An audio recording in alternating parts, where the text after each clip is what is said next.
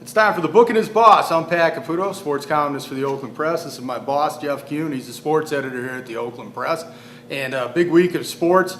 Unfortunately, Jeff, the Tigers aren't really a big part of it, at least from the successful side. I mean, put a knife in them or stick a fork in them, I guess would be the proper term. They're done. They're done. I mean, pitching is everything in baseball, and they can't get anybody out. And last night they're cruising along, and the old dependable Rogers gives up a grand slam, game over, because they weren't coming back. And it's too bad. It's been, but you know, you said early on it was going to come down to pitching, and it sure has. So. Yeah, well, the situation with Zamaya hurt. Todd Jones wasn't effective. Dontrell Willis, obviously his situation.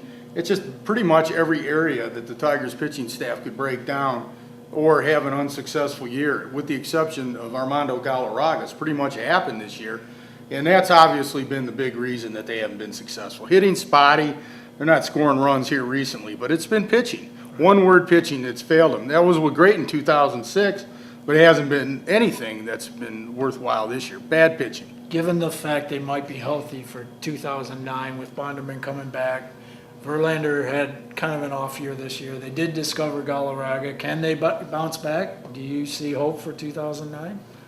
You know what, Jeff? They need to do some things. You know, I wrote on my blog today. You can see it at theoaklandpress.com or at micentral.com, along with the other blogs, Jim Hawkins' blog, Dave Burkett, the Lions beat writer's blog, Paula Pash, who does Big Ten football, and Dana Garuda, who does basketball, and Bruce McLeod, who does the Red Wings. Don't forget to check out those blogs. But, you know, this isn't 2005. If it was, it'd have Freddie Garcia, Jeremy Bonderman, Kenny Rogers. All these guys were having. Dontrell Willis won 22 games in 2005. But the Tigers have got to stop living like it's 2005. They got to look for guys who are going to be good in the future, not guys who have necessarily been good in the past. And this situation with Bonderman's shoulder, Zamaya's shoulder, Freddie Garcia coming back from his shoulder, and somehow I think they're trying to get him in their rotation next year. They're counting on either injured guys or guys like Kenny Rogers who may be over the hill. Same thing holds with the lineup, though. Sheffield. Oh, there's also, yeah, he should have just. Renteria did not pan out this year. I mean, it goes beyond pitching, I think. Yeah, they made some bad decisions. Dave Dombrowski's as good a general manager as he is. Jim Whelan probably part of that too. Made some wrong talent evaluations. They signed guys, put faith in guys who just didn't have that much left in the tank, and it's just been a combination of everything.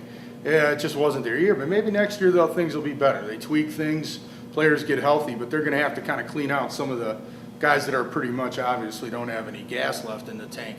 Lions' second preseason game Sunday at Cincinnati. I thought things went pretty well for the Lions in their first preseason game.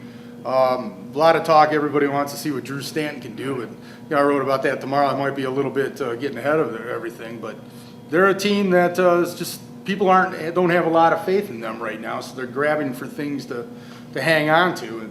And I thought the first preseason game went fine. It was fine. 13-10, pulled out a win. You know, last year 6-2.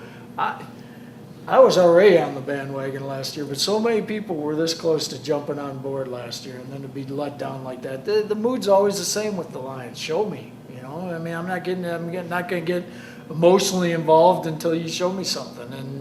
And yeah, last week was a good start, but you know, let's see if that evolves into something. The question here is Stanton is listed as number 3 for a reason, right? Probably because he's not NFL ready at this point, but you know, we'll see.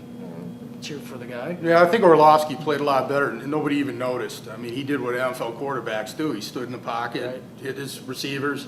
Stanton ran a little bit, and everybody got excited and know about him and know that he has a little bit more long-range potential. But, you know, it's, I guess, the way it is. People are looking for something to hang their hat on, and Drew Stanton's the next big thing, at least until they put him out there in a game situation he doesn't do well. Who knows? maybe he does. I mean, it's just very iffy right now. Got a little to find- feisty out there this week with getting shooting off his mouth. Huh? Yeah, I don't know. What's he mad about? I'm glad they're hitting people in practice. Absolutely. I'm glad That's they're what going after football people. is. I don't want to, I want to see people get a little gnarly and nasty. Right.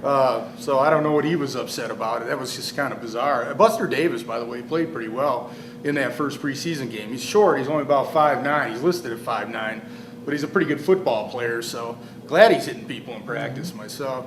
Coming down to the Olympics here, Peter Vanderkay from Rochester Hills won a bronze medal in an individual event.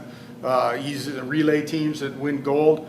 He's somebody who's had a pretty good Olympics, 3rd and 4th in the 2 individual events that he's had so far. Good for Peter Vanderkay. I mean, I know everybody's obsessed with Michael Phelps, but Peter Vanderkay is from around here. Well, that's another thing to point out on the blogs. People might have missed it if you go to blogcentral.com. Peter Vanderkay's mom, Robin, has been doing a blog for us every day from Great stuff. Beijing. We've had over 600 hits on that site, so people are seeing it. Go check it out. One thing that she pointed out when we set this up, her blog has been blocked by the Chinese government, so she's emailing me, which then I post on her blog. Interesting stuff. Eh? Yeah, But, and, as far as the Olympics themselves, it's been all Michael Phelps, and I think some people are getting tired of that. Actually. yeah, it just does seem to be that way. And Peter's one of them. I mean, he won a gold medal. He got bronze in the same race that Michael Phelps got gold in. But you wouldn't know that. Yeah, they didn't exactly embrace. I don't know what that was about. I thought they were so tight. Maybe Peter, he's a training partner of Michael Phelps. Maybe he's tired of hearing about that. I don't know. He certainly is a nice guy. Peter Vanderkay is as good a person as he is an athlete. So Rochester Hills and Oakland County should be proud of him. I just wish they would put some of the primetime stuff on at primetime instead of at 12 o'clock at night. The beach volleyball and all that stuff. But get that, the things that matter a little bit on a little earlier. I think it would help NBC a little bit. All the good stuff's been coming on at midnight, Right. including Phelps and the swimmers and the gymnastics and the stuff that people really get into. But anyway, enjoy doing it this week. Don't forget to check out all our various websites here at the oaklandpress.com and at micentral.com. He's Jeff Kuhn. He's the sports editor. He's the boss. I'm Pat Caputo. I'm the sports columnist. Till next week, we'll see you.